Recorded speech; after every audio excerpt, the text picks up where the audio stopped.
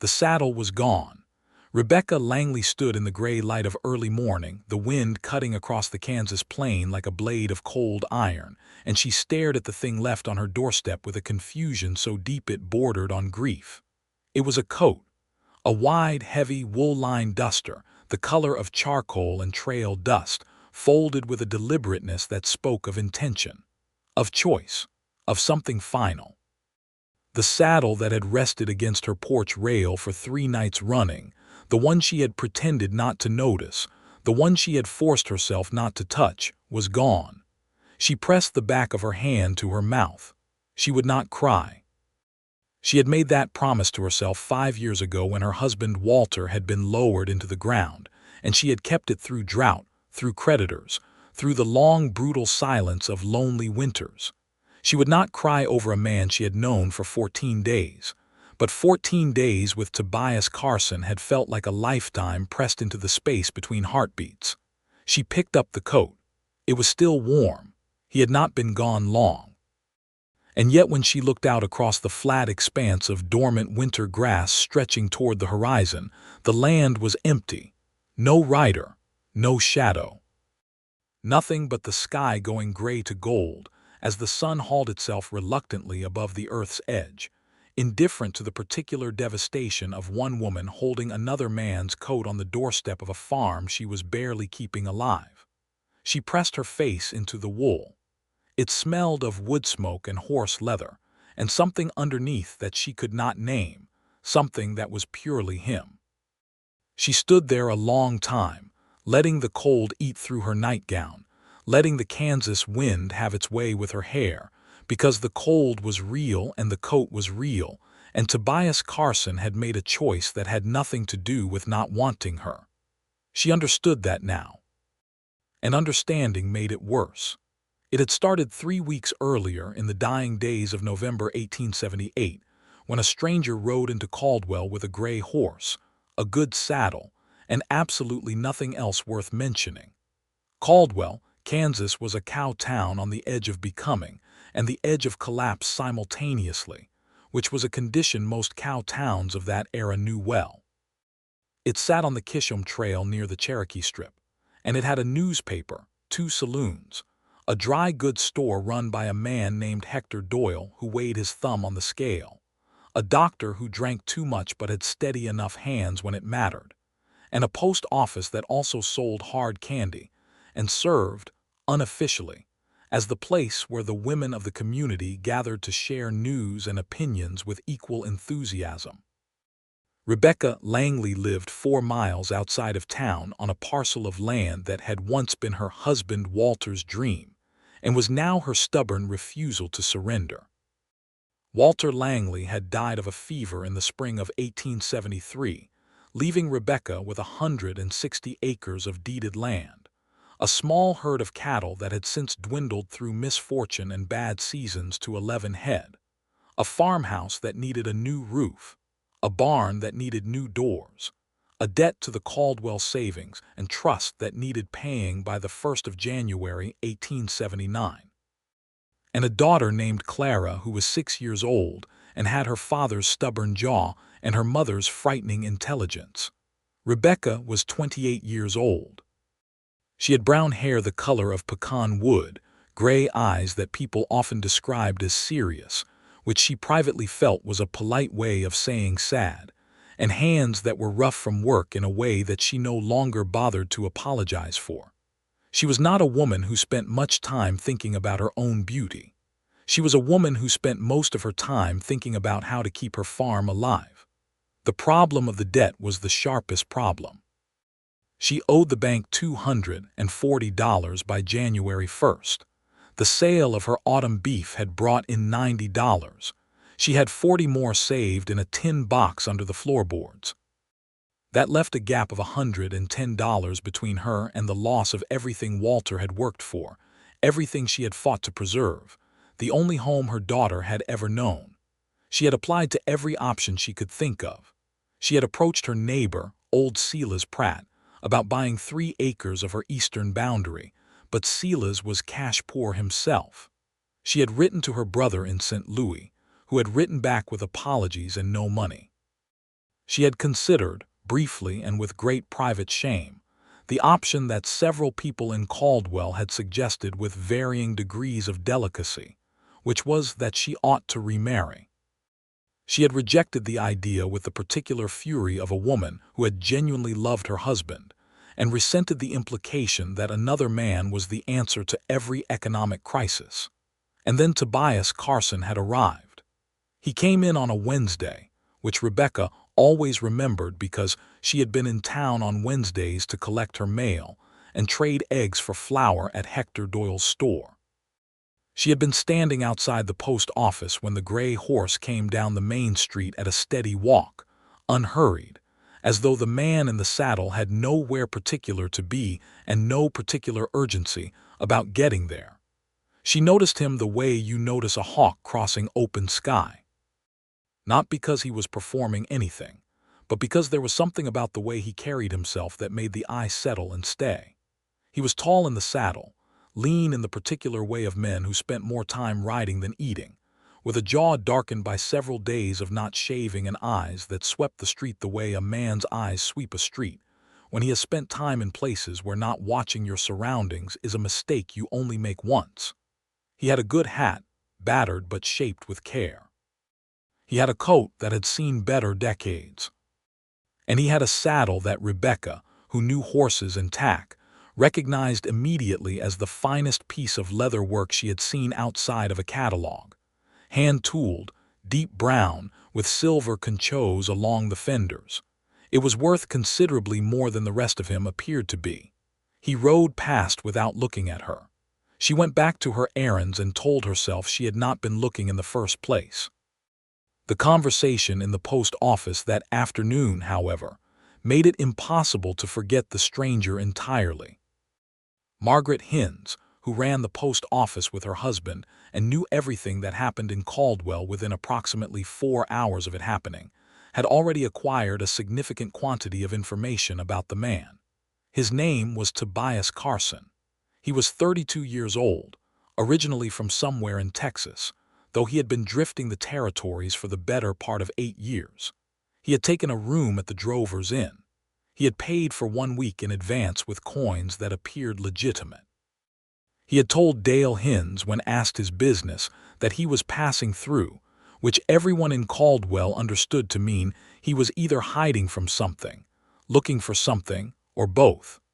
"He has the look of a man with a dark past," Margaret said, with the satisfaction of a woman who found dark pasts tremendously interesting so long as they were attached to other people. Rebecca had bought her flour, collected a letter from the county land office that she suspected contained nothing she wanted to read, and driven her wagon home through the cold gray afternoon, thinking about debt and cattle prices and the patch of roof above Clara's bedroom that leaked when it rained. She did not think about Tobias Carson. She thought about him the following morning when she found him in her barn. This required some explanation. She had risen before dawn, as she always did, to feed the stock and check on the cattle. She had pulled on her coat and her boots and walked to the barn with a lantern, and when she pushed open the heavy door, the gray horse had been standing in the far stall, calm as you please, and Tobias Carson had been asleep in the hay with his saddle for a pillow and his hat over his face. She stood for a full 3 seconds in the doorway, lantern held high, wind at her back, before she said, with a steadiness she was proud of, "I would like to know how you got in here and why you thought it was acceptable to do so." He sat up with the controlled speed of a man who was used to waking in uncertain situations, hat in one hand, fully alert in an instant. He looked at her. She looked at him. The lantern light moved between them, making shadows. "The door wasn't latched," he said. "My horse needed shelter. We rode through the night and she was tired. I was going to be gone before you woke up." "You were not," Rebecca said. He looked at the lantern and then back at her. "No," he agreed. "I was not. I overslept." She should have sent him away, she knew that. She was a widow woman alone on a farm with a 6-year-old daughter, and a strange man sleeping in her barn was not something she ought to tolerate regardless of the apparent quality of his saddle. But something stopped her. It was not attraction, she told herself firmly. It was practicality. The barn door had been broken for 2 months, and she had not had the money or the time to fix it. "Can you fix a barn door?" she asked. He looked at her for a moment as if recalibrating something. "Yes," he said. "There is a toolbox in the corner and the lumber is stacked along the south wall. If you fix the door, your horse can stay for one more night. Then I need you to move on." "That's fair," Tobias Carson said. It was not fair, she thought later, that he could fix a barn door so well. He had the door rehung and true by noon, and he had also, without being asked, replaced a section of rotting fence rail on the east side of the paddock, and checked the hooves of all 3 of her working horses, and pulled a stone from the left rear hoof of her older draft horse that had been causing the animal a subtle but worsening lameness that she had noticed but not been able to identify. She came out to check his work and found him patting the draft horse's nose with a gentleness that made her look away. "You know horses," she said. "Spent 15 years with them," he said. "Doing what?" He was quiet for a moment. "Various things," he said. She noted the pause. She noted the careful neutrality of the answer. She filed both observations away alongside Margaret Hind's assessment of a dark past and continued on with her day. But she had made a pot of beef stew that evening, and she had made too much of it, and it seemed wasteful to let it sit. And Clara had already been asking about the horse in the barn with an enthusiasm that suggested she would be deeply unhappy if the horse and its owner disappeared before she could get properly acquainted. And so Rebecca had walked to the barn door and said, without looking at him directly, that there was supper on the table if he had not eaten. He had eaten.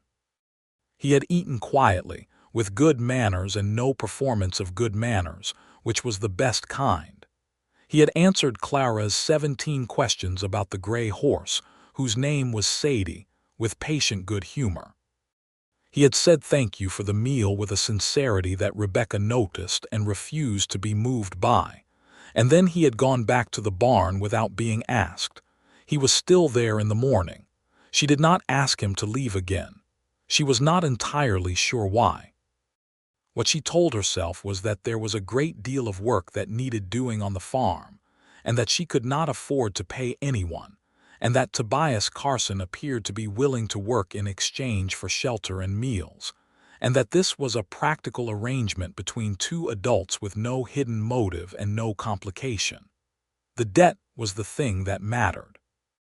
If she could put all her effort into the cattle and the crops while he handled the physical repairs the farm had been slowly dying for lack of, she might be in a better position come January. That was what she told herself. What she did not tell herself was that she had started listening for his footstep on the porch in the mornings. What she did not examine was the way conversations over supper had grown from functional to something that resembled ease, and then something that resembled pleasure, without her quite knowing at what point the crossing had happened. Tobias Carson was not a talkative man, which she respected, because she herself was not given to unnecessary speech. But when he did talk, he was precise and often unexpectedly perceptive, and he listened in the way that very few people listened, which is to say that he actually listened rather than waiting for you to finish so he could begin talking again. She learned in pieces, scattered across the first week of their arrangement, certain things about him. He had grown up in Bixar County, Texas. His father had been a rancher, not a rich one, but a working one. He had left home at 17 after his father died, which he mentioned once and did not expand upon. He had worked cattle drives for several years, then had done some work as a scout for the army, which he also mentioned once and expanded upon even less. He had been drifting for 8 years, moving from one place to the next, picking up work and moving on before anything, as he put it, had time to get complicated. "You have a gift for leaving," Rebecca said one evening, and then was embarrassed by her own directness. He looked at his hands around his coffee cup. "I suppose I do," he said. "Though I've never been sure if it's a gift or a habit." "What's the difference?" she asked. "A gift is something you choose," he said. "A habit is something that chooses you." She thought about that for a long time after he went to the barn. The second week brought the cold front down from the north, the real winter cold, the kind that turned the ground iron-hard and made the cattle miserable and frosted every window on the house by morning. Tobias had, the day before the front arrived, spent 8 hours in the cold patching the worst sections of the roof, including the patch above Clara's bedroom, and Rebecca had stood in Clara's room that first night of the storm and listened to the roof hold, and felt something complicated move through her that she chose not to name. Clara had made things considerably worse from the standpoint of Rebecca's efforts to maintain emotional distance. Clara had attached herself to Tobias with the wholehearted confidence of a 6-year-old, who had no experience of men who left, and therefore no particular defense against them. She brought him things, rocks she found interesting, a drawing she had made of Sadie the horse, a question she had been thinking about regarding whether horses could see colors or only gray, which had led to a 20-minute conversation that Rebecca had overheard from the kitchen doorway with an expression on her face she was grateful no one could see. "He's nice," Clara told Rebecca one morning with the certainty of a judge rendering a final verdict. "He is a guest," Rebecca said, "and guests eventually move on." Clara looked at her with Walter's stubborn jaw and said, "Why does everyone have to move on?" Rebecca had no answer for that. She turned back to the stove and pretended to be very interested in the oatmeal.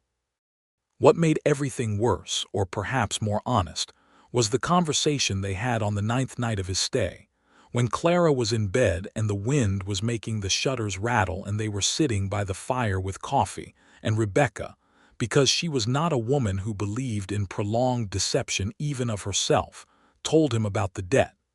She had not planned to. She had been going over the numbers in her mind, as she did every evening, calculating and recalculating the same diminishing possibilities, and something about the quiet and the fire, and the fact that he was there made the words come out before she had properly decided to say them. She told him about the $240 and the $90 from the cattle sale and the $40 in the tin box and the $110 gap between her and losing the farm. She told it plainly, without drama or request for sympathy, the way you tell facts because they are facts and because keeping them bottled up had begun to feel like a kind of slow suffocation. He listened without interrupting. When she finished, he was quiet for a while. The fire cracked. The wind pushed at the shutters. "What does the land itself look like?" he asked finally. "In terms of what it could do," she blinked. She had expected pity or advice or some form of the suggestion that perhaps remarriage was worth reconsidering. "What do you mean?" "The soil, the water, the layout. What could you run here if the conditions were right?" She found herself talking about the farm in a way she had not talked about it in years, not since Walter was alive, not since the farm had still been a thing with a future attached to it rather than a thing she was simply trying not to lose. She talked about the creek that ran along the south boundary, about the bottom land that could grow corn if it was properly broken, about the idea she had once had about increasing the herd and establishing a relationship with one of the bigger cattle buyers in Wichita. She talked for almost an hour, and when she finally stopped, she felt both lighter and profoundly exposed. Tobias was looking at the fire with an expression she could not entirely read. "That's a good plan," he said. "It's only useful if I still have the farm in January," she said. "Yes," he said, "that's true." Another silence. "Then what's the saddle worth?" She stared at him. "Your saddle." "It's a fine saddle," he said matter-of-factly. "Hand-tooled, silver conchos, good leather. Custom work out of San Antonio. Man I won it from in a card game had it made special. I've had it 7 years. It's worth between $80 and $120 to the right buyer." Rebecca felt something cold move through her that had nothing to do with the winter outside. "I'm not taking your saddle, Tobias." He looked at her then directly, and something in his expression was complicated in a way that made her breath catch. "I didn't say anything about giving it to you," he said. "I was just establishing what it was worth." But they both understood what he had meant. And the fact that he had thought about it, that he had looked at her problem and begun mentally calculating the value of his own most prized possession, was something she could not unknow and could not make herself stop thinking about. That night, lying in bed listening to the wind, she understood that she was in trouble of a particular kind. She was falling in love with him. Not the easy, soft-edged kind of falling that she dimly remembered from before Walter, from when she was younger and love had seemed like weather that simply happened to you. This was the other kind, the kind with teeth. The kind that knew the risks and fell anyway because the alternative was being the sort of person who only ever played it safe, and she had never quite been able to be that person no matter how hard she tried. She was 32 years old, she corrected herself. He was 32. She was 28. Those were the right ages. She was 28 years old and she had a farm she was fighting to save and a daughter who needed her to make sensible decisions. And falling in love with a man whose defining characteristic was that he did not stay was not a sensible decision. She decided firmly against it, turned over, and did not sleep for most of the night. The following morning he was in the yard splitting firewood when she came out, and the cold was deep and blue, and the wood chips flew in the clear air, and he looked up when he heard the door and said, "Morning," in that level, uncomplicated way he had, and she said, "Morning," back in a voice she was pleased to find steady and went about her chores, and the whole day passed with a careful normalcy that felt like walking a very narrow path over a very long drop. He had become essential in ways that were not only about the work, though the work was real and considerable. In 2 weeks he had fixed the barn door, the fence sections, the roof, the paddock gate, a broken axle on the wagon, a section of the stone foundation of the root cellar that had begun to crack and lean, and a pump mechanism on the well that had been sluggish for months. He had helped her move the cattle to the south pasture where the ground was marginally less frozen and the windbreak better.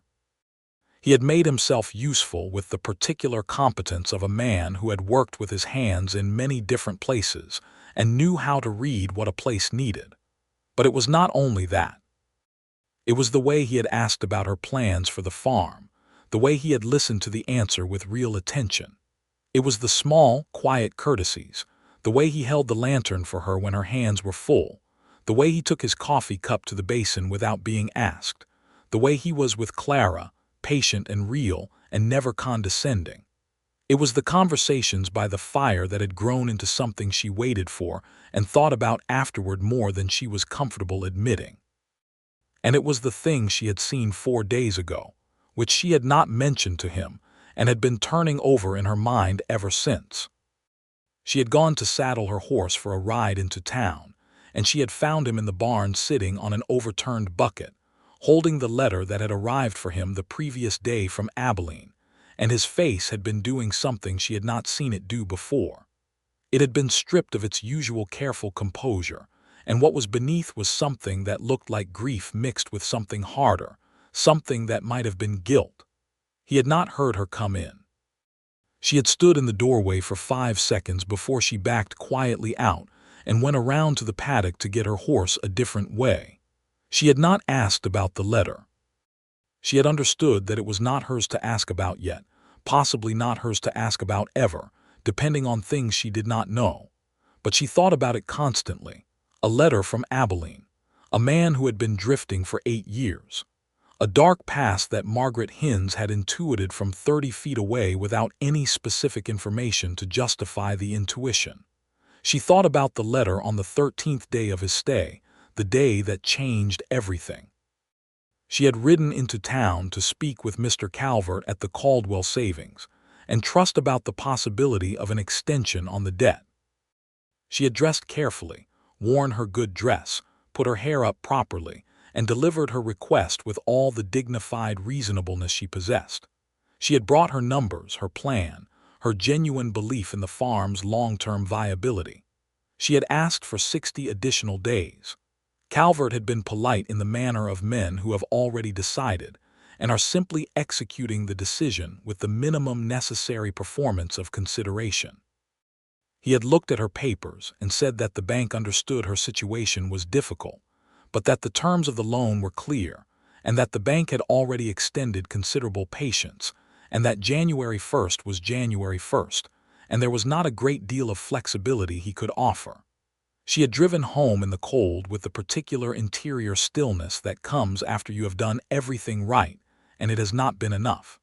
Tobias had been on the porch when she drove up.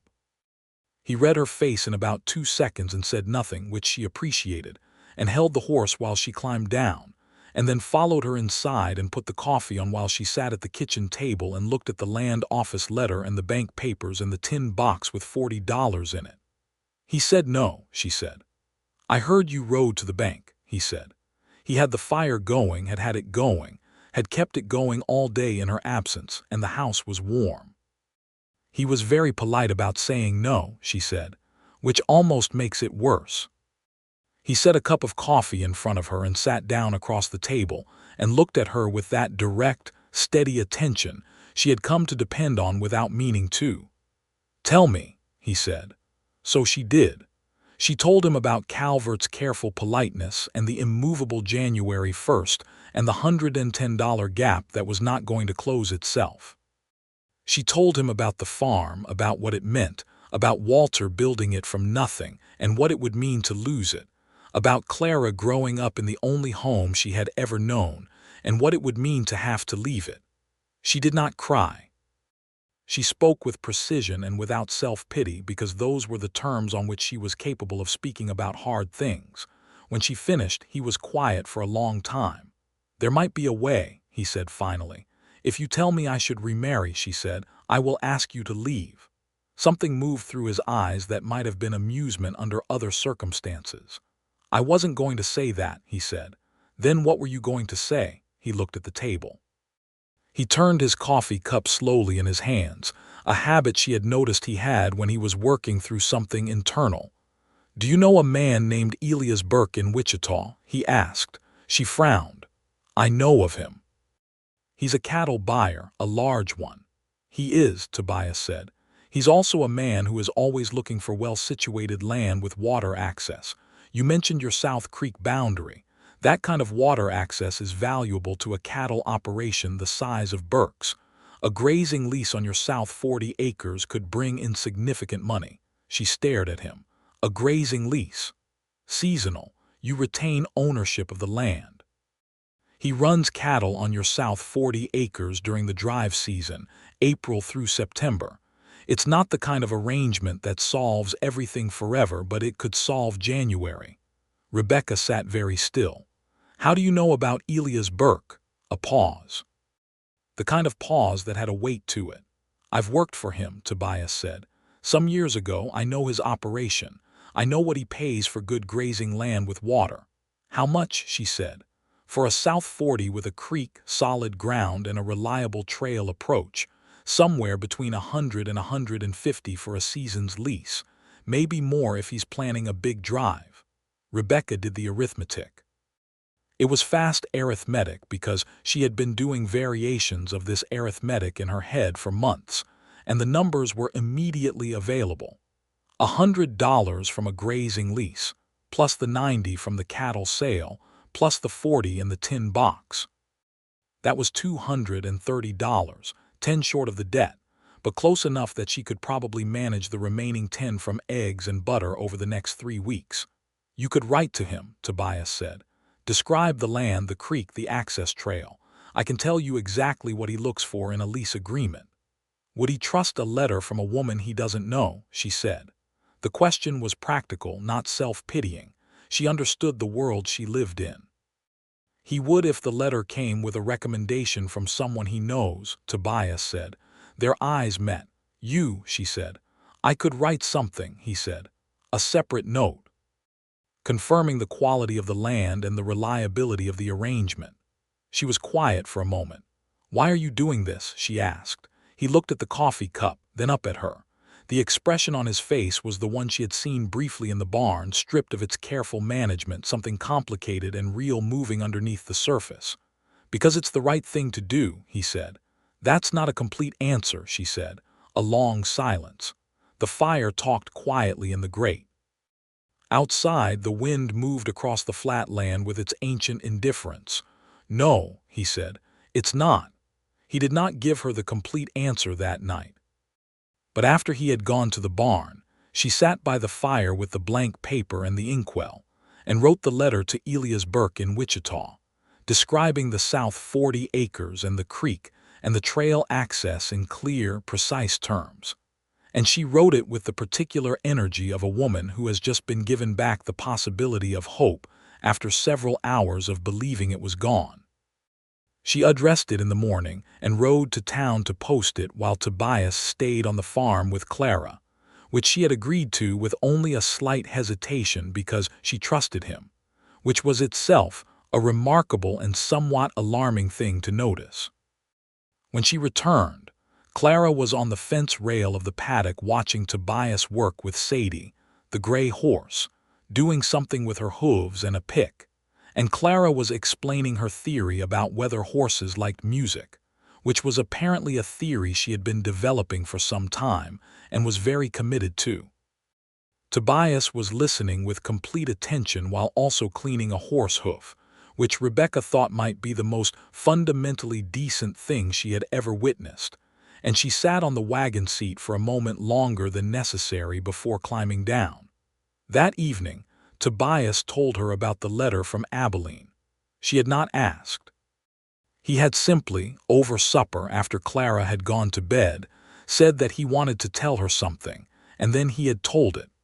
The letter was from a woman named Susan Coates, who had been the wife of a man named James Coates, who had died.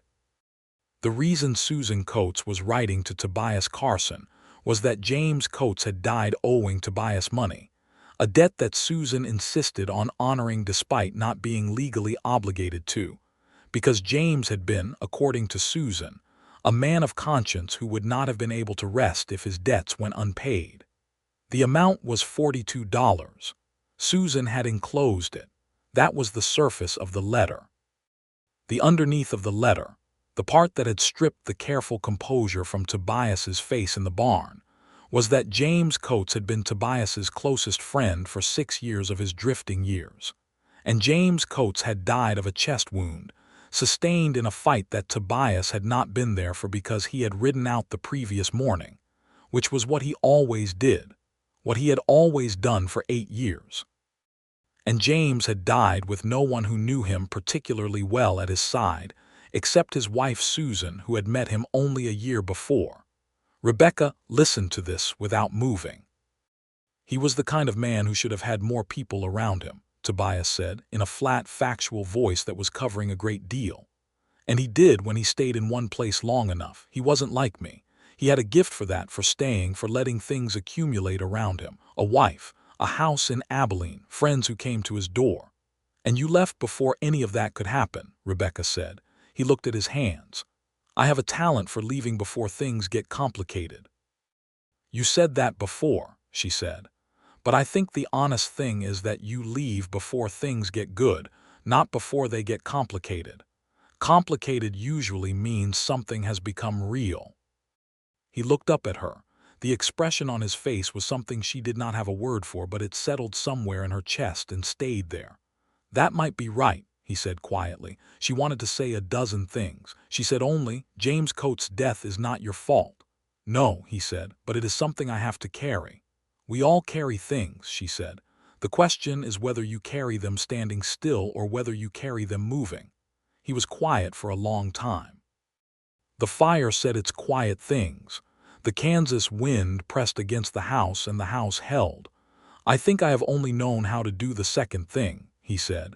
You have been standing still for 2 weeks, she said. He looked at her with an attention that made her breath short. Yes, he said, I have.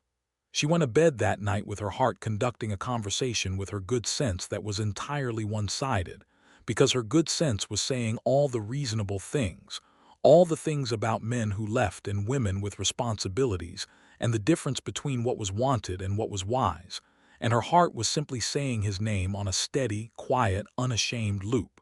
She slept.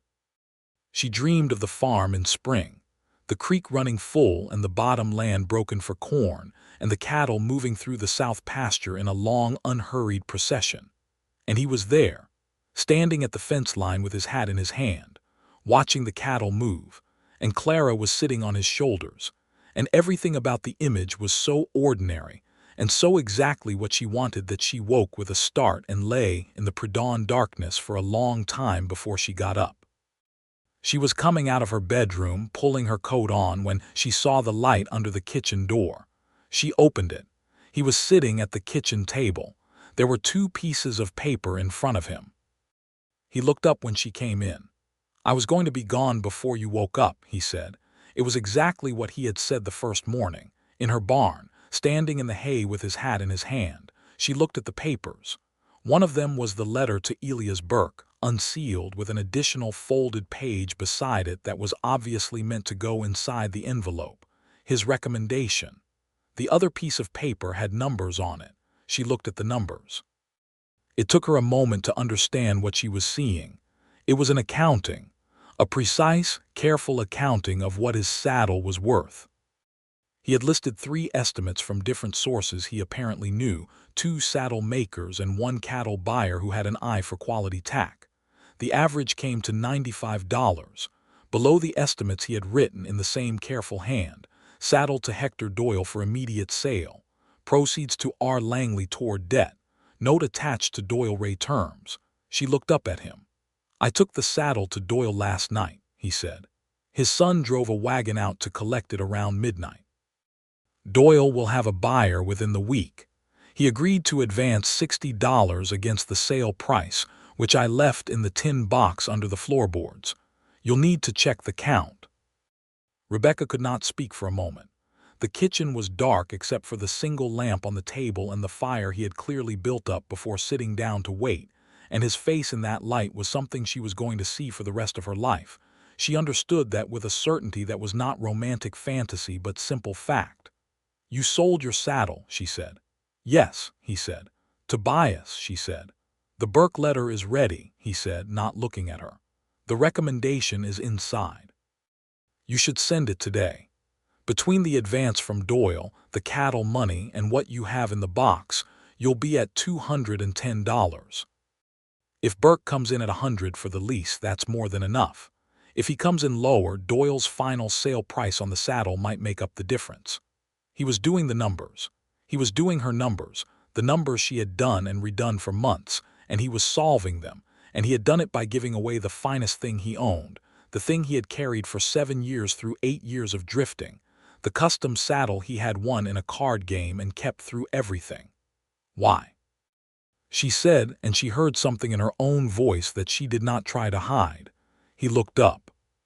He looked at her for a long, still moment, and the lamp between them made everything golden and serious and entirely real. "You know why," he said. She crossed the kitchen. She sat down at the table across from him. She put her hands flat on the table between them and she said very quietly, "I need you to say it." He was quiet for so long that she thought he was not going to. The wind moved outside. The fire talked. And then Tobias Carson said, "Because in 14 days I have found something here that I have been riding away from for 8 years, and I am not wise enough to protect myself from it, and I am not certain anymore that protecting myself from it was ever actually a wise thing to do." She looked at him. He looked at her. The lamp burned between them. "Your coat," she said. "The one hanging by the barn door, the heavy one." He looked at her, not following. "It is far too thin for a Kansas winter," she said. "You know that. You have been wearing it for 2 weeks and you know it is not adequate. And if you leave this morning, you will be riding north of shelter in cold that is not appropriate for what you are wearing." He was looking at her carefully. "There is a coat in the chest in my bedroom," she said. "It was Walter's. It is a good heavy wool coat, charcoal gray, well made.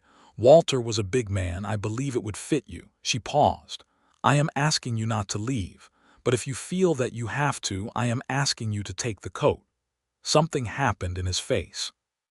Something that had been held carefully in check for 14 days shifted and settled and became something else. "Rebecca," he said. "Stay," she said.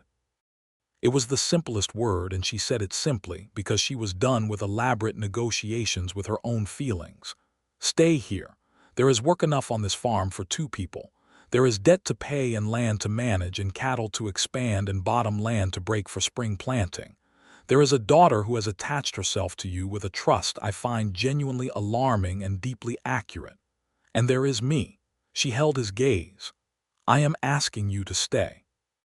Not forever as a promise you cannot mean yet, because I am not so unreasonable as to ask for things that cannot be given yet. I am asking you to stay past this morning, and let us find out what we are to each other honestly." He looked at her across the kitchen table in the lamplight and the firelight in the dark house on the Kansas plain while the winter wind pressed against the windows and the world held its breath.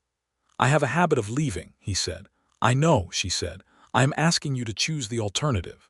He reached across the table. His hand covered hers. His hand was warm and rough and real, and she turned her palm up and held it. "All right," he said. She went back to bed. He did not leave.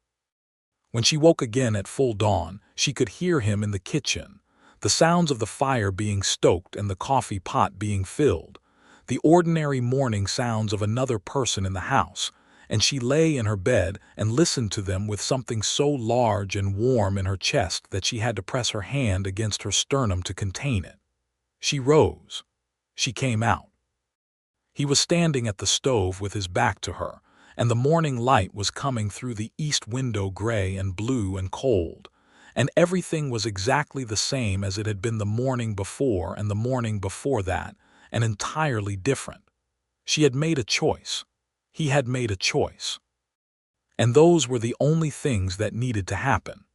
The response from Elias Burke in Wichita arrived 11 days later, on December 15th, which was 2 weeks before the deadline, which gave Rebecca exactly enough time to feel relief before she also had to manage the practical requirements of the situation. Burke wrote that he was familiar with the Langley farm through Tobias Carson's recommendation, that the description of the South 40 acres and the creek access was consistent with what he looked for in a seasonal grazing arrangement, and that he would be prepared to offer a lease at $120 for the season beginning in April, with $25 payable in advance upon execution of the written agreement. $120, plus $25 up front. Rebecca sat at the kitchen table with the letter and read it 3 times. Then she looked up at Tobias, who had been watching her from across the table with an expression she had recently learned to read, which was carefully contained hope. $120, she said. He nodded. "And 25 on signing." "That's good," he said, with the understated quality of a man describing the Grand Canyon as large. She added the numbers one more time, not because she did not know the answer but because she needed to hear them again. 90 from the cattle sale. 40 from the tin box. 60 advanced by Hector Doyle against the saddle sale, plus the final sale price of the saddle, which Doyle reported had come in at $93, meaning the additional 33 above the advance was also available, and 25 from Burke's advance. That was, by her count, $248, $8 more than the debt. She set the letter down. She pressed her fingers to her closed eyes for a moment. Then she opened them and looked at Tobias Carson and said, "You saved this farm." He shook his head. "The farm was already worth saving," he said. "I just helped with the numbers." "Tobias." "It was the right thing," he said. "It is the right place. The plan you had for this land was always good. You just needed one bad stretch to be not quite as bad as it had been." She looked at him for a long moment. "You sold your saddle," she said, "for probably the 5th time in the past 2 weeks." "I did," he said. "Does it trouble you?" she asked. He considered this honestly. "It troubled me less than the idea of you losing this place," he said, "which surprised me some. I am a practical man, and I had that saddle a long time. But it was just leather and silver in the end, and this is not." Clara came in from outside with cold red cheeks and a piece of flat limestone she had found interesting, and the conversation shifted to limestone and whether it was possible to build things with it, and whether a small house could theoretically be built for a horse, specifically Sadie, and Tobias engaged with this question with complete seriousness, while Rebecca sat and listened and felt the particular warmth of a life that was assembling itself differently than she had feared it would.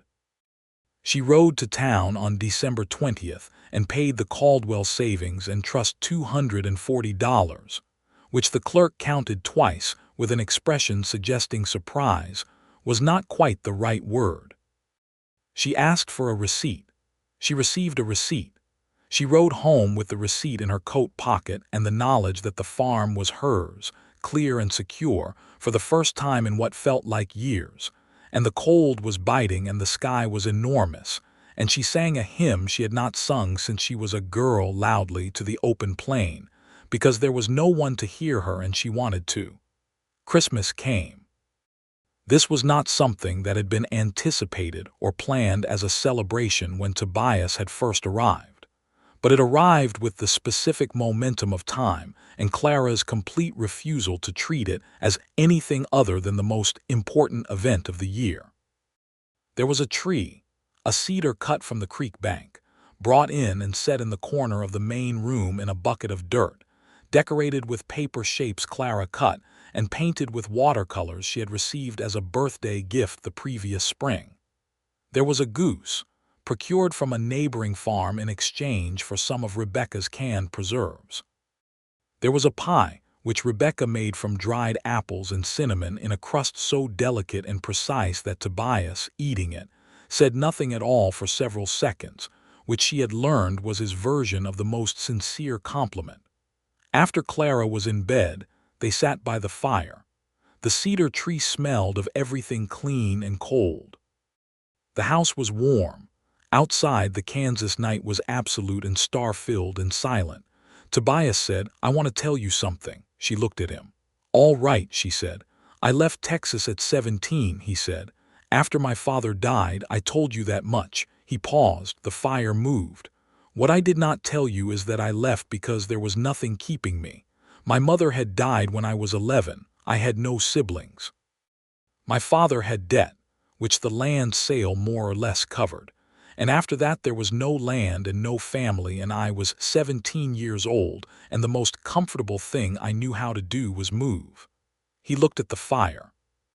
"I have spent 15 years since then being comfortable with moving. It has served me in some ways. I have seen things. I know things about horses and land and the territories that I would not know if I had stayed somewhere. But it has cost me things too." She waited. "I missed James Coates' death," he said quietly. "And I have missed other things. I have missed the accumulation of anything that required me to still be there for the 2nd and 3rd and 10th chapter of it." He looked at her. "I do not want to miss the next chapter of this." Her heart was making noise. "What is the next chapter?" she asked. He reached into his coat pocket and brought out a small object. He set it on the table between them. It was a ring, plain and golden, small, simple, good. Her breath stopped. "I am not a man with much," he said. "I traded my saddle for the mortgage on your farm, which means the only thing of value I am in a position to offer is what I can build from here forward, which is not nothing but is also not immediately impressive. I am 32 years old and I have a gray horse named Sadie, and a wool coat that used to be someone else's, and a working knowledge of cattle, horses, land, and carpentry that might be useful to a farm that is in the process of becoming what it was always meant to be." He paused.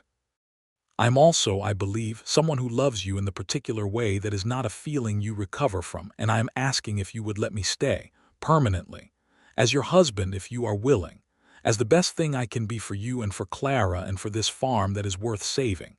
She looked at the ring. She looked at him. The fire was steady and warm, and the cedar tree smelled of winter, and the house held them both in its quiet, solid walls. "The saddle," she said.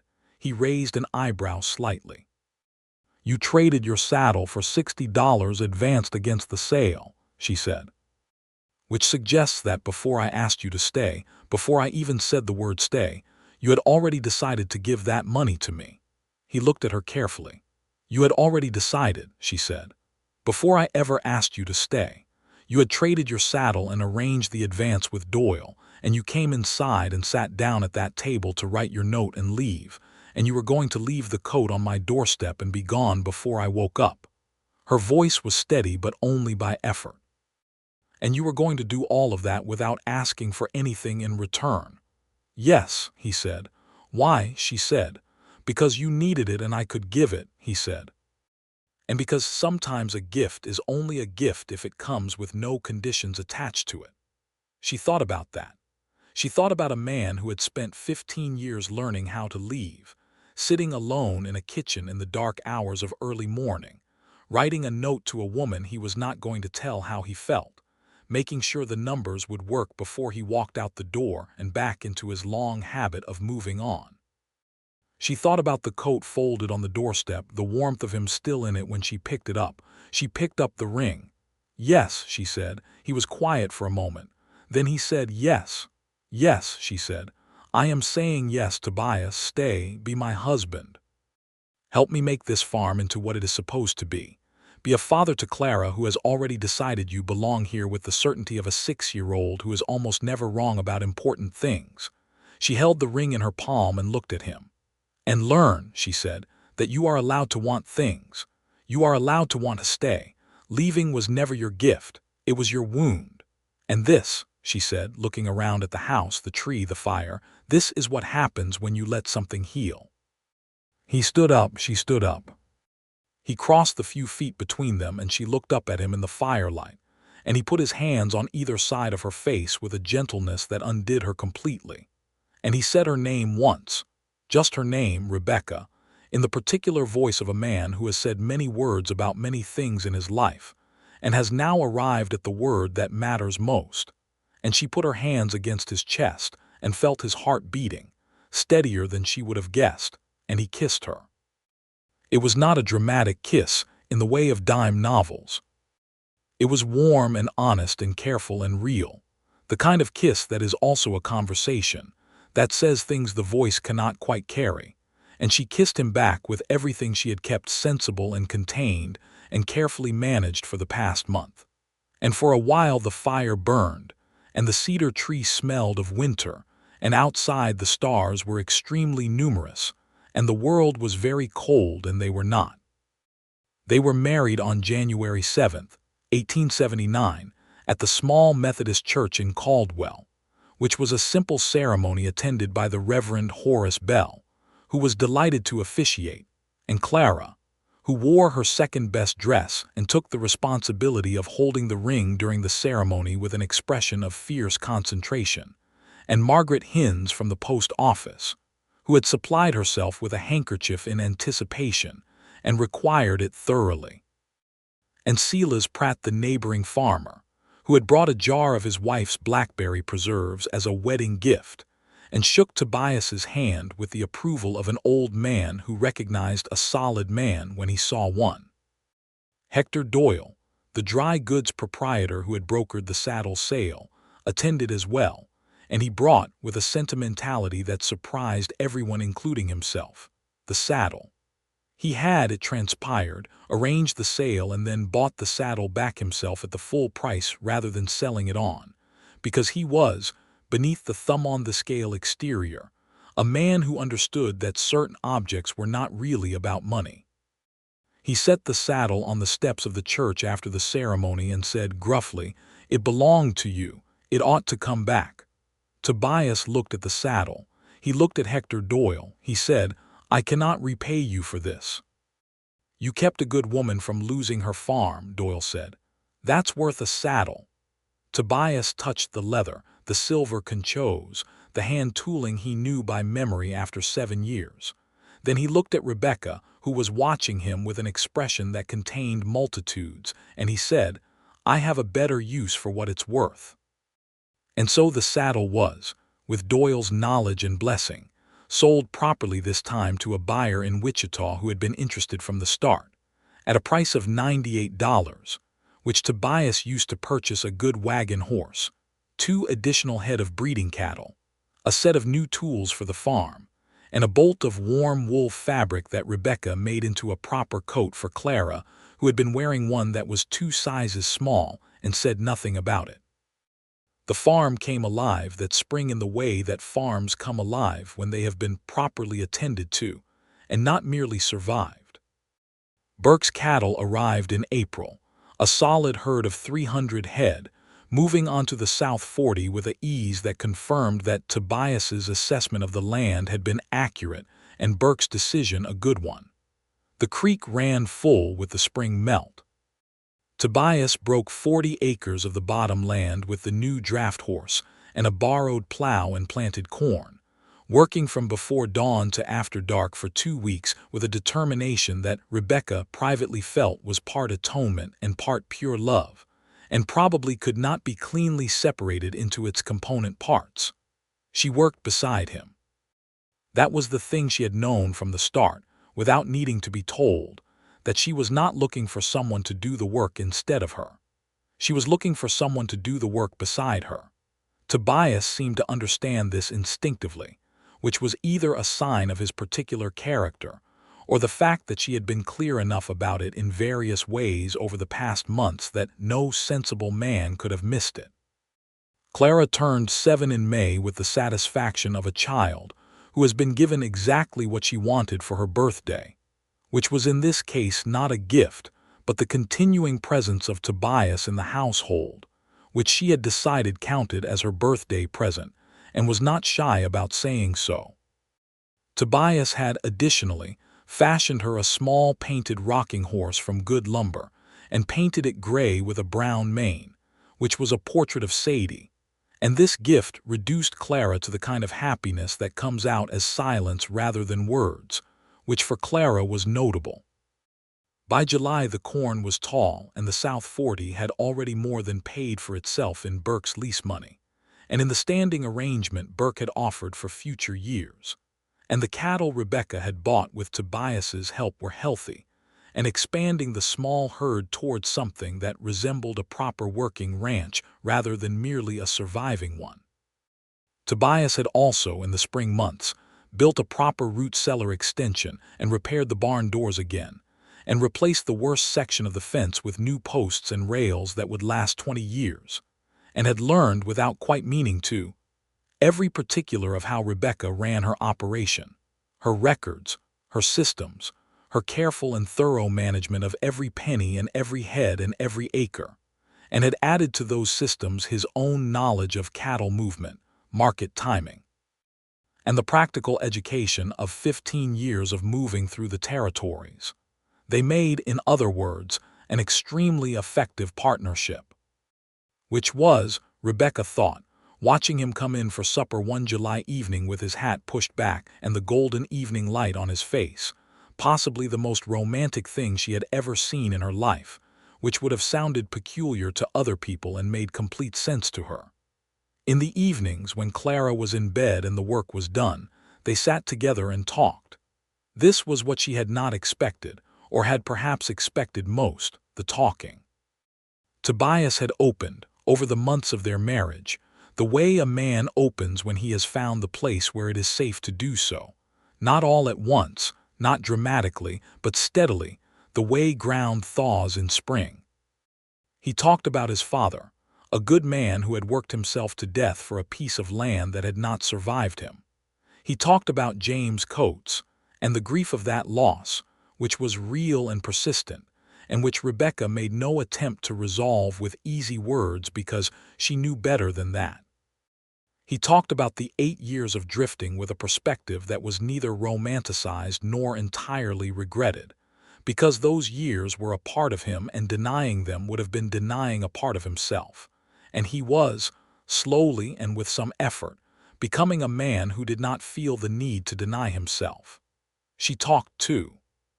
She talked about Walter, whom she had loved genuinely and missed still, and Tobias listened to this without discomfort or jealousy, which she appreciated more than she could say. She talked about the farm, about what she wanted it to become, plans that grew larger and more specific as the financial situation grew more stable. She talked about Clara, about the particular joy and terror of raising a child of that specific intelligence and determination. She talked sometimes about small things, the way the creek looked in the morning, a particularly fine sunset, a book she was reading from the small collection on the bedroom shelf, and these small conversations were perhaps the ones she loved most, the ones that said we live here together, inside the same ordinary days, and there is nothing ordinary about that. In September, she told him she was expecting a child. She told him on a Sunday morning, the light coming in warm and gold through the kitchen window. Clara already out in the yard with Sadie despite the breakfast hour. And she said it plainly because she was a woman who said things plainly. And she watched him process the information with an expression that went through surprise and something close to awe and something else that was happiness in its most unguarded form. He stood up from the table and came around and took her hands and looked at her as though she had told him something he had not known he was waiting to hear, and she thought that perhaps that was exactly right. "A baby," he said. "Yes," she said. "When?" "March, I think." "Maybe early April." He looked at her hands in his and said, "This farm is going to need to get bigger." She laughed. It was not a small laugh. It was the kind of laugh that comes from a full chest, from a woman who has stopped being careful with her happiness because she has enough of it to spend. The pregnancy progressed through the autumn into winter, and Rebecca, who was not by temperament a woman who did things by half measures, was pregnant in the active and determined way that meant she continued working until her body made it genuinely impractical, at which point she transferred her energy to the organizational and strategic aspects of the farming operation, while Tobias handled the physical. He was, during this period, attentive in ways that were not fussy or hovering, but were constant and real. The particular attentiveness of a man who has decided that the people in his care are the most important thing, and has organized his life accordingly. Clara, who had processed the news of the coming baby with the complexity appropriate to a 7-year-old's first encounter with being no longer an only child, had gone through a period of intense contemplation, and had emerged from it with the verdict that a baby brother would be acceptable.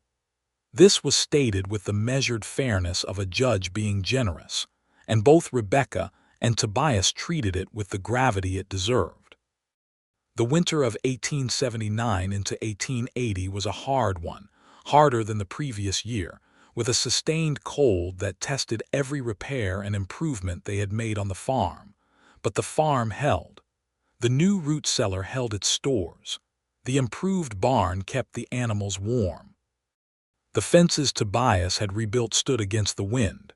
The house, with its patched and solid roof and its good fire and its 4 people, 3 presently and 1 arriving, was warm.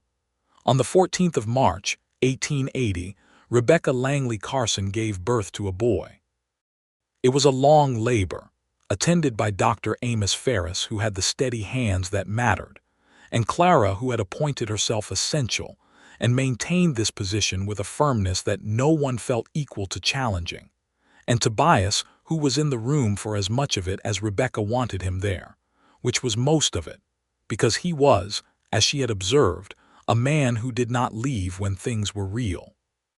The boy came into the world at 3:30 in the morning, with a voice that was immediately authoritative and a head of dark hair and Tobias's long-fingered hands in miniature, which Rebecca noticed with a tenderness so acute it was almost pain.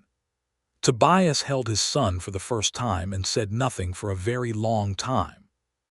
He stood by the window where the first gray light of the March dawn was beginning to define the flat horizon of the Kansas plain, and he held this very small new person with the careful certainty of a man who had learned, over the past year, that he was someone who could hold things without letting them go. "What shall we call him?" Rebecca asked, from the bed, watching. He looked at her over the baby's head. "I was thinking James," he said. "If you are willing." She was willing. James Carson.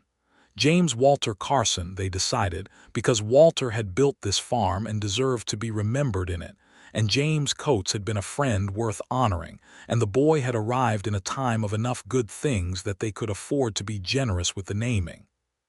Clara examined her brother with the thoroughness of a senior inspector, and pronounced him satisfactory, if somewhat smaller than expected. She remained near him for the rest of the morning with a proprietary attention that made it clear she had renegotiated her position from only child to essential older sister, and she intended to perform this role with maximum competence. The spring that followed was the best they had had since Rebecca had been keeping records. The corn from the previous year's crop had been ground and stored and traded. Burke's second season on the South 40 brought the agreed-upon lease money and the standing offer of a permanent annual arrangement, which Tobias negotiated upward with a calm competence that made Burke, who was not a man who enjoyed being negotiated with, respect him. The cattle herd had grown to 28 head, which was not large by the standards of the bigger operations in the territory, but was serious and growing and carefully managed. In the evenings, James slept in the bedroom that had been Clara's and was now shared, with Clara presiding, and Rebecca and Tobias sat on the porch in the warm May air, and listened to the farm and the night sounds, and the occasional distant cry of a coyote across the dark plain, and talked about what they were building. "I never thought I would have this," Tobias said one evening in May, with the stars coming out above the flat horizon. "A farm," she said. "This," he said, gesturing to include the house behind them, the light in the window, the sound of the children, the land around them in its spring evening green. "You rode into it," she said, "quite literally, with a gray horse and a fine saddle." "I almost rode out of it," he said. "You almost did," she said, "but you made a different choice." He looked at her. "You asked me to." "I did," she said, "and you listened." He reached over and took her hand, the way he had taken her hand the night they had sat across the kitchen table with the lamp between them and made the choice that had changed everything, and she held it, the way she had held it then, with the particular warmth of a certainty that has survived long enough to stop being frightening. "I want to stay," he said. "I want to be clear about that, not because there is nowhere else to go, not because leaving would be difficult, because this is where I want to be." "I know," she said.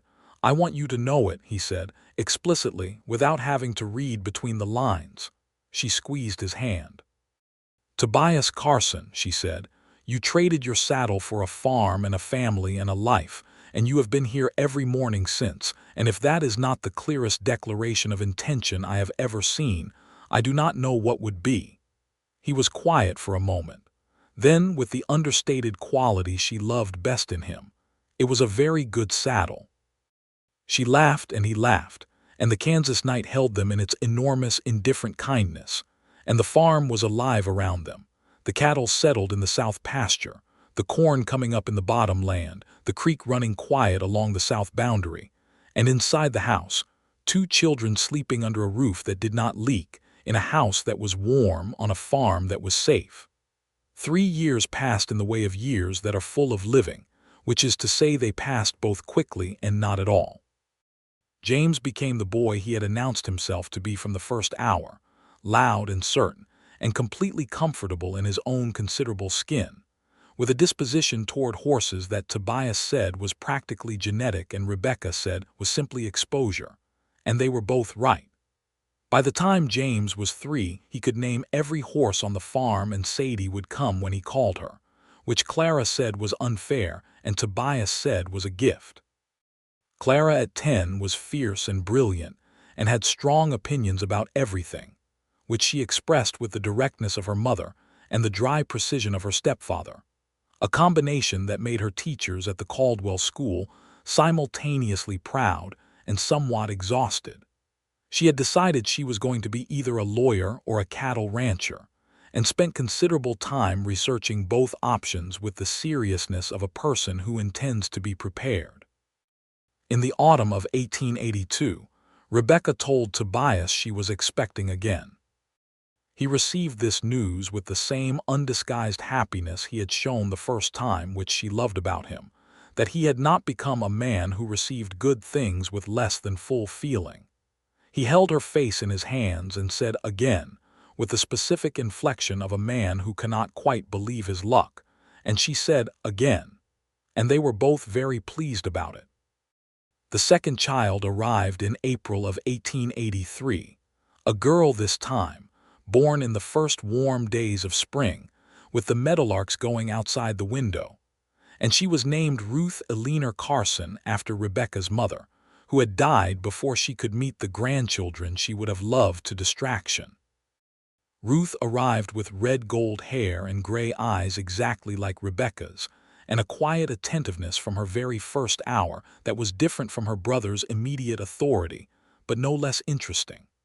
Clara examined this baby with the experienced eye of a second-time older sibling, and declared her an improvement on the first model in terms of volume, which James disputed loudly, which proved Clara's point. By the spring of 1884, the Langley Carson farm, which was now simply called the Carson Place in the way that farms take on names, was a working operation of 160 acres fully utilized, a herd of 40 head, an established corn and sorghum crop, a standing lease arrangement with Burke that had become genuinely profitable, and a reputation in Caldwell and the surrounding county as one of the better managed small ranches in that part of Kansas. Tobias was known as a man who knew cattle and land and was fair in his dealings, and Rebecca was known as a woman of remarkable organizational intelligence and fierce capability, and together they were known as people you did not want to be on the wrong side of a land negotiation with, which was a reputation they both found privately satisfying. The barn had been expanded. A second bedroom had been added to the house. A proper covered porch had been built on the east side where the morning light came in, and they had a habit, unbroken across 5 years of marriage, of sitting on that porch in the evening when the work was done, and the children were settled, and talking or not talking as the evening required, with the plain, ordinary, irreplaceable pleasure of two people who have chosen each other and go on choosing each other in the small decisions of every day. One evening in the early summer of 1884, Tobias came in from the south pasture to find Rebecca sitting at the kitchen table with a letter, reading it with an expression he had learned to read as significance. "What is it?" he asked, sitting down. "Set the letter down. A letter from the county land office," she said. "The parcel east of our boundary, the 80 acres that have been sitting unoccupied since old Harding died in '79. They are offering it for purchase before they put it to public sale. They are giving established neighboring landowners first right." He looked at the letter. He looked at her face, which had that particular quality it got when she was already thinking several steps ahead of the current conversation. "How much?" he said. She told him. He considered the number. He looked at the figures she had already clearly been running, which were spread across a piece of paper beside the letter in her precise, careful hand. "We could do it," she said. "Not immediately in cash, but over 2 seasons with the Burke lease income and the cattle revenue, if we take the arrangement in installments which the letter says is possible. 80 more acres," he said, "with good soil and the east water flow that runs off the same creek system," she said. "If we can manage the expansion of the herd to fill it, the long-term income shifts significantly." He looked at her. She looked at him. There was a quality in these moments that he had come to understand as the particular pleasure of a shared life, the pleasure of sitting across from someone who is your partner in the real sense, who is thinking the same categories of thoughts and can be relied upon to see the same angles and challenge the angles you miss and be challenged in return. "Write back," he said. "Tell them we are interested in the installment arrangement. Ask for the terms in writing." She picked up her pen with the satisfaction of a woman who has been told the thing she was already going to do. "I thought you might say that," she said. "I know you did," he said. He got up and put the coffee on and came back and sat across from her and watched her write the letter, her pen moving with the decisive clarity of everything she did. And outside the Kansas evening was laying its long gold light across the land, and the children were somewhere in it. Clara's voice carrying across the yard, in some argument with James that would resolve itself as their arguments always did, and the farm was there around them, solid and real. Built from a debt and a saddle and a coat on a doorstep, and a choice made in the dark hours of a winter morning by a man who learned, late but fully, what it meant to stay.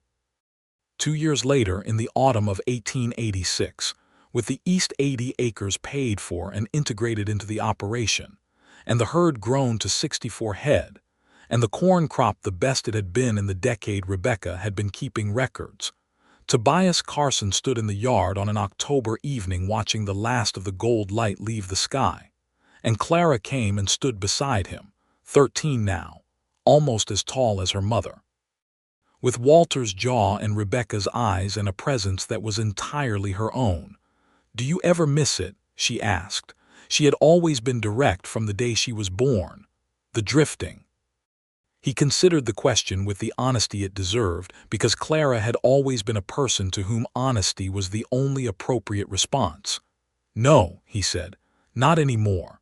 For a while in the first year or two I would feel something that might have been the habit of it, the pull of movement of not being tied down, but no, not now." "What changed?" she asked. He looked at the farmhouse, the lit window, the shape of his wife moving behind the glass, the sound of James and Ruth somewhere in the house, the smell of supper on its way. "This became the place I had been moving toward," he said. "I did not know that while I was moving, but it turns out that is where I was going all along." Clara considered this with the deliberateness of someone who does the same thing her mother does, which is actually process what she hears before responding to it. Then she said, "That is a reasonable explanation." He looked at her. "High praise," he said. She almost smiled, which from Clara at 13 was equivalent to a full grin from anyone else. "You are a decent stepfather," she said. "That is also high praise," he said. She went inside. He stood in the yard a moment longer, with the last of the October light on his face, and the farm around him, and the life he had come to by a route that had made no sense until he arrived at the destination, and turned and saw the shape of it from the other side. He had ridden into Caldwell, Kansas on a gray horse with a fine saddle and nothing else of particular consequence, and he had ridden 4 miles out of town and put his horse in a widow woman's barn because the door was unlocked and his horse was tired and he had needed to stop, and the woman had offered him work and supper and eventually everything, and he had given her back what he had to give, starting with a saddle and a coat and a recommendation letter and a willingness to stay. And from those things they had built a life that was warm and real and continuing. He went inside. Rebecca looked up from the stove. "The children eat in 10 minutes," she said, "and you need to wash." "I know," he said. He crossed the kitchen and kissed her briefly, because they were the kind of people who kissed briefly in the kitchen before supper and at length on the porch after the children were in bed, and she put her hand against his chest the way she had on the first Christmas Eve, and he covered it with his own. "Good day," she said. "Very good day," he said. "The east pasture is set for winter. Burke's man came by about next year's lease. I think we can negotiate up another $10. "I knew we could," she said. "I know you did," he said. He went to wash. She stirred the pot.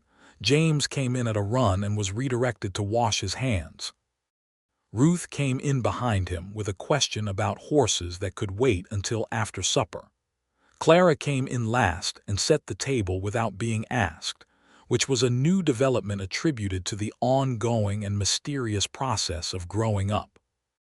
They sat down together, the 5 of them, around the table that Tobias had rebuilt 2 winters ago from better lumber than the original, in the house that had a new roof and solid walls and a covered porch facing east, on a farm of 240 acres with healthy cattle and good crops, and a standing lease arrangement that would continue for years, in Caldwell, Kansas, in the year 1886. In the late afternoon of the Wild West era, when the territories were becoming states, and the cattle trails were giving way to railroads, and the wide open land was beginning, slowly, to be divided and fenced and settled by people who came to stay. Tobias Carson had come to stay. He had come in with a gray horse and a good saddle and the long-ingrained habit of leaving, and he had found, in the particular alchemy of this woman and this farm and this child who had looked at him with complete trust from the first moment, the one place where the habit gave way and the man beneath it became himself. He looked at Rebecca across the table. She was talking to Clara about something, gesturing with her fork in the emphatic way she had, and her gray eyes were lit with the animation she got when she was engaged and interested, and she was wearing the good dress she put on for Sunday and had not changed out of, and she was so entirely and specifically herself that it still, after 7 years, caught him. She looked up and found him watching her, a question in her eyes. "Nothing," he said, "just looking." She held his gaze for a moment with the expression she had when she was deciding whether to press for more information. She decided against it. She went back to Clara and the conversation. Tobias picked up his fork. Around the table, his family ate their supper in the warm kitchen of a farm that was alive and well. And outside the Kansas night was coming on, enormous and star-filled, above a land that had kept its promises to the people who kept their promises to it. And the wide drifter who had traded his saddle for a farm and a life sat at the head of his table and was, for the first time in 32 years, and then for every year after that, exactly where he was supposed to be.